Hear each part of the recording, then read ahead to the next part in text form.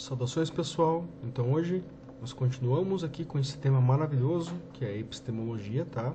Então na aula passada eu falei para vocês sobre a verdade, né, e como a epistemé ela está associada a essa ideia de aletheia, a verdade, a busca pela verdade, né? E daí eu também falei sobre as formas da verdade e como isso se estrutura, tá? Então hoje, galera, eu vou trazer aqui alguns dos principais conceitos que envolvem a epistemologia, que envolve os critérios de análise epistemológicos, tá? Então, quais são esses princípios fundamentais, né? Eu tenho aqui alguns deles eles são específicos da filosofia e outros eles são mais abrangentes, eles chegam até as ciências. Na verdade, todos eles podem ser aplicados a todas as ciências, mas alguns aqui são muito mais presentes em análises filosóficas, em correntes filosóficas, como por exemplo a fenomenologia, é o caso do Russell, né, Edmund Russell, que traz a concepção de epoché, que eu vou falar para vocês, ou até mesmo o princípio de causalidade, que teve sua origem lá nos pré-socráticos, nos filósofos pré-socráticos, inclusive nós já vimos, né? Mas alguns são mais contemporâneos, outros são da Idade Média. Eu vou explicar para vocês qual é o contexto de cada um deles e o significado de cada um deles, tá? Então aqui, pessoal, os dois primeiros conceitos aqui, este aqui é um conceito originário lá do início da filosofia, esse aqui é um pouco mais sistematizado depois do Iluminismo, tá? Sobretudo no século XIX, com o Círculo de Viena, que era um grupo que vivia na Áustria e pensava ali o atomismo lógico, qual era a função da linguagem dentro da ciência, tá? Então eles também pensaram, tentando superar a metafísica, que era pensar que a sustentação da realidade na metafísica, a ideia de que a sustentação da realidade não estaria na realidade, mas fora da realidade. Então eles queriam se distanciar dessa percepção e trazer os critérios da ciência. O principal deles era a verificabilidade. Então, primeiro aqui a causalidade implica em reconhecer padrões de causa e efeito nos fenômenos da natureza ou da sociedade. Então, quando eu consigo identificar que um fenômeno da natureza tem uma relação com outro fenômeno, um exemplo bem ilustrativo, a chuva. A chuva é o resultado da evaporação das águas dos rios, né, dos mares, etc., dos campos hídricos. Isso, uma vez que evaporado, se condensa em nuvens, essas nuvens trocam cargas elétricas, formam lá os trovões, raios, daí você tem, com esse choque, com esse atrito, a liquefação, daí você tem a chuva e é um ciclo. Essa relação é uma relação causal. Você tem uma causa, tem um efeito, que por sua vez produz uma outra causa e assim por diante. Então essa relação de causa e efeito, aqui ilustrando a concepção do dominó, né? Uma força que exerce consequências, ela é o primeiro princípio da filosofia, de tentar identificar um padrão racional e não com viés de narrativa mítica para explicar como é que funciona a realidade. Já a verificabilidade é um conceito que ele se popularizou muito no século XX, né? E aqui basicamente é muito simples, pessoal. O critério de verificabilidade significa que todo e qualquer tipo de conhecimento científico tem como principal critério a possibilidade de verificação. Se eu não puder verificar a sua existência ou a sua presença, eu não considero isso científico. Vou dar um exemplo. Eu posso falar que existe uma chaleira orbitando no anel de Saturno, né? E eu posso dizer que isso é verdade. E você pode falar, não, professor, mas isso não existe. Eu digo para você, mas você pode me provar que não tem essa chaleira lá? Você não pode me provar. Então, da mesma forma que eu não posso te provar que a chaleira está lá, você também não pode me provar que a chaleira não está lá. Então, a partir dessa impossibilidade de verificar este meu postulado, muitas pessoas passam a acreditar em algo que está desprendido da realidade. Então, para diferenciar o que eu posso estabelecer como algo demarcativo, né, e aqui também entra um outro derivado do princípio de verificabilidade, que é o princípio de demarcação. Eu vou demarcar aquilo que eu vou estudar, aquilo que eu vou verificar a partir dos sentidos, eu digo que é ciência. Então, a verificabilidade é aquilo que eu posso acessar a partir dos sentidos, né? Daqui eu coloquei uma cena da Odisseia no Espaço, né? 2001, Odisseia no Espaço, que mostra o Homo habilis, que é o primeiro a usar elementos da natureza como ferramentas. Então aqui essa concepção que vem da causalidade e de usar o tato, de usar os elementos dos sentidos, me permitem demarcar o que eu posso ou não conhecer, o que eu posso ou não manipular, né? Então, o princípio de verificabilidade serve para distinguir aquilo que eu não posso tatear, que eu não posso demarcar, para aquilo que eu posso demonstrar, que eu posso reproduzir, que eu posso sistematizar. Então, aqui é mais para distinguir o que eu posso falar e o que eu devo calar a boca, né? Daí aqui uma frase muito importante que define o que é verificabilidade, vem do próprio Círculo de Viena, com a figura do Wittgenstein, né, o filósofo Wittgenstein, que ele fala o seguinte: o que eu posso falar, eu devo falar com clareza, explicando e descrevendo. O que eu não posso falar, o que eu não tenho certeza, o que a minha consciência não alcança, eu devo calar a boca, né? Então, o que eu posso explicar sobre a realidade, eu tenho que explicar com clareza, tá? Então, espero que tenha ficado claro esses dois conceitos fundamentais. Daí aqui, um outro conceito muito importante é a navalha de Ockham, que é de um monge da Idade Média, tá? E ele foi responsável por desenvolver muitas ideias do chamado nominalismo, que é uma corrente filosófica que discute se as coisas elas têm realmente aquele nome, representam aquilo que nós dizemos que é, ou só fazem parte de um nome, ou seja, os universais, aquilo que eu chamo que é universal. Por exemplo, todos os homens são racionais, essa é uma ideia universal.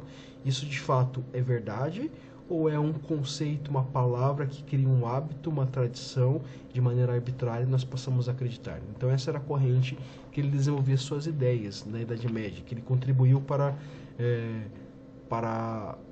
expandir ali a filosofia, a discussão filosófica da Idade Média.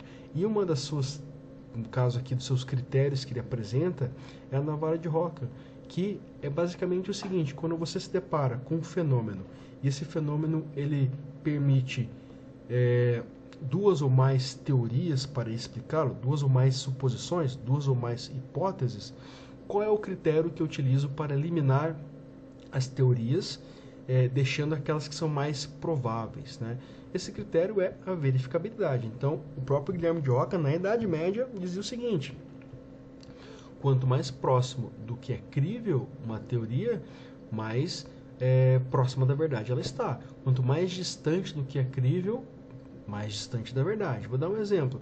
Vamos supor que você é um investigador e você encontra um cadáver em um beco, né? E você tem que saber por que aquele cadáver chegou ali, qual que é a causa daquela morte. Então você pode criar várias teorias. Você pode conjecturar que essa pessoa caiu de um prédio naquele beco, chegou naquele beco porque ela caiu de algum prédio próximo.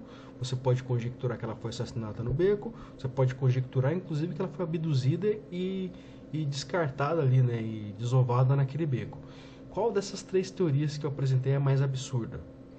A da abdução. Então você já elimina. Restaram duas teorias. E como é que você vai distinguir qual que é a teoria mais próxima da verdade? Você vai verificar. Ao verificar o cadáver, você percebe, por exemplo, que este cadáver ele tem todos os ossos quebrados, né? E nenhum tipo de perfuração ou lesão que seja de uma bala, ou de uma faca, ou de socos. Então você deduz que essa pessoa caiu naquele beco. Então você já eliminou uma das teorias que era da agressão e da morte no beco. Restou a teoria de que a pessoa caiu. Então, assim, por eliminação, a partir do critério de verificabilidade, você vai tirando aquelas teorias que são muito exacerbadas, muito fantasiosas, e ficando com aquela que é mais provável. Daí aqui a frase do Sherlock Holmes, né? Se você pensa aquilo que é fantasioso, né, e aquilo é considerado, e você vai eliminando aquilo que é mais fantasioso, o que resta é o provável. Então, se você tem um conjunto de teorias, da mais fantasiosa à mais realista, quando você verifica, quando você utiliza o critério da verificação, aquela que é mais absurda, ela se elimina sozinha, restando aquela que é mais provável, ok? Aqui daí, pessoal, um conceito que é mais ligado, esses dois conceitos são muito da filosofia, né? A navalha de Ockham e a Hippocrate. E esse aqui é um conceito do Edmund Husserl, um filósofo do século XIX. E ele vai propor que para você considerar um objeto de análise, você não pode trazer consigo elementos emocionais e preconceitos. Você deve suspender esses preconceitos, deixar eles de lado. Não que você vai abandonar os seus valores, mas você deixa esses valores de lado para você conseguir observar o objeto que você propõe investigar de maneira neutra. Então a época é essa suspensão do juízo, nós traduzimos a época como isso, uma suspensão do juízo como algo que te permite olhar a natureza, olhar os fenômenos de uma forma um pouco mais neutra, porque você, buscando a verdade e tendo um espírito mais cético e nada dogmático, você entende que certos valores eles devem ser colocados lado a lado. E aqui, uma coisa muito interessante é que você pode distinguir duas pessoas do mundo. Aquela que vai se prender a alguns princípios que ela não quer abandonar, que ela diz que é uma verdade absoluta, e aquela pessoa que é cética, né? A diferença entre elas é que uma pode dizer que está errada, a outra nunca vai dizer que está errada. Quem que não pode dizer que está errado? Aquela pessoa que nunca vai fazer uma hipoqué, nunca vai colocar os seus próprios valores de lado para poder avaliá-los. E quando você coloca esses valores de lado, você não só analisa a realidade de maneira um pouco mais neutra e objetiva, como também, olhando os seus valores de lado, olhando eles em suspenso, você tem melhores condições de avaliar, colocando em paralelo. E eu falo isso, por exemplo, em questões que são muito do cotidiano. Por que eu gosto de comer determinada comida e não experimento outras comidas? Porque eu estou tão acostumado que, para eu sair dessa lógica, que é uma lógica do costume, da tradição, do automatismo, né, eu tenho que parar, refletir, aí sim eu faço uma suspensão e eu penso em outras possibilidades. Então, aqui da mesma forma, pensando na filosofia e a ciência, esse mecanismo ele funciona. Se você quer considerar uma ideia, suspender os seus juízos, os seus valores, pode ajudar você a estender ainda mais a sua capacidade sobre determinado assunto, tá? Então, aqui, pessoal, para terminar, esses dois conceitos aqui são fundamentais. Primeiro, a ideia de ceticismo, né? Que é você sempre desconfiar de uma verdade absoluta. Eu não posso ter garantia de nada. Daí aqui, um dos maiores ceticistas da modernidade, David Hume, ele afirmava o seguinte: qual é a garantia que você tem de que o sol vai nascer? Qual é a garantia? Você pode dizer, nossa, professor, mas sempre aconteceu isso desde que o mundo existe. Sim, mas qual é a garantia que você tem que isso vai acontecer amanhã, que não seja apenas o hábito e a sua fé de que isso vai acontecer? Você está tão acostumado a esta relação causal que sempre se concretiza, que você considera de saída que amanhã o sol vai aparecer. Mas isso pode não acontecer, porque a possibilidade existe. Pode acontecer de sol explodir, não sei, né? Pode acontecer de um buraco negro se abrir no meio do sol, não sei. Então, nós, pelo hábito, sempre prevemos padrões razoáveis de fenômenos, mas isso não passa de um artigo de fé, como David Hume falava. Então, o cético, a postura cética, representa muitas pessoas que, os estudiosos, filósofos, etc., cientistas, que vão olhar para o objeto a partir daquilo que eu posso verificar e demarcar, não aquilo que eu vou dizer que é uma verdade absoluta. Por quê? Porque as coisas estão se modificando. E como as coisas estão se modificando, elas têm uma abertura, são signos abertos. Eu posso interpretar e reinterpretar aqueles fenômenos. Então, o ceticismo ele ajuda também para você sempre pensar que existem várias possibilidades, logicamente com critérios rígidos, né, rigorosos. Eu posso sempre verificar a realidade, porque ela não é absoluta. E a falsabilidade é um conceito muito recente proposto pelo filósofo da ciência Karl Popper, né, que basicamente, pessoal, é você mesmo, o autor, você sendo o autor de uma teoria científica, vamos supor que você é um pesquisador que está pesquisando a Covid-19. Esse exemplo aqui é muito importante, pessoal, esse exemplo que eu vou dar. Agora nós estamos no processo de confecção das vacinas. Porém, nós não temos artigos científicos que comprovem a eficácia, não foi divulgado ainda. Então aqui nós estamos pulando etapas, né? Dentro do ponto de vista da ciência, como o Popper pretende, um cientista ele não pode se apegar ao seu objeto de análise. Por quê? Porque ele deve sempre, ele próprio, tentar refutar aquilo que ele está tentando encontrar. Parece contraditório, mas pense o seguinte, se eu estou tentando desenvolver uma vacina e eu acho que essa vacina funciona, qual é o critério que eu devo utilizar para definir se essa vacina funciona ou não? Eu vou simplesmente acreditar naquilo que eu acho e divulgar a vacina, mandar ela para ser feita, ou eu vou fazer mais testes tentando achar algum problema nela?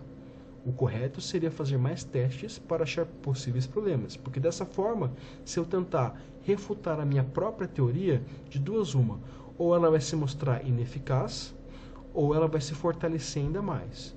Então, por exemplo, quando as pessoas tentam refutar a teoria da evolução, ao fazer isso, muitas vezes você encontra evidências e vestígios que ficaram em suspenso ou que não foram observados.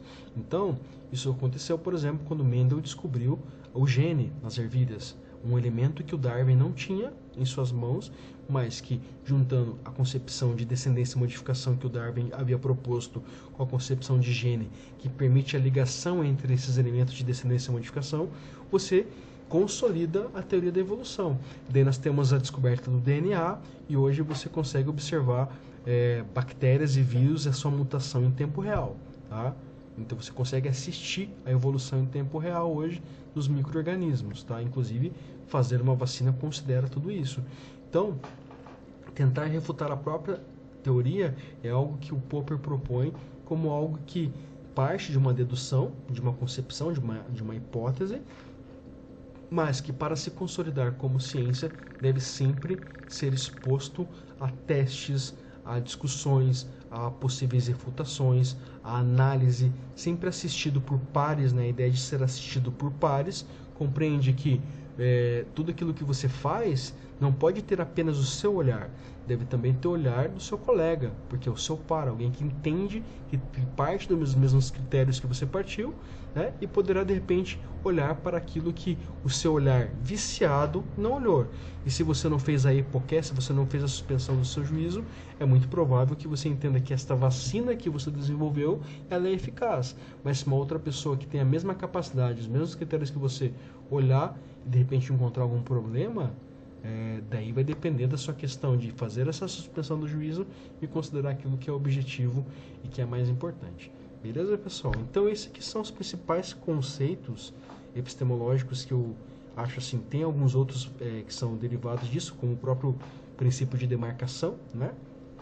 Que eu vou falar lá no terceiro ano do ensino médio com vocês, mas a princípio é isso. E daí na próxima aula, pessoal, eu vou entrar lá no Platão para explicar quando é que começa essa história de distinguir o que é a opinião, o que é a ciência, o que é a realidade, o que é o irreal. Beleza, galera? Então, fiquem bem, não deixem de fazer as atividades que eu mando no portal. E até mais, pessoal. Um abraço.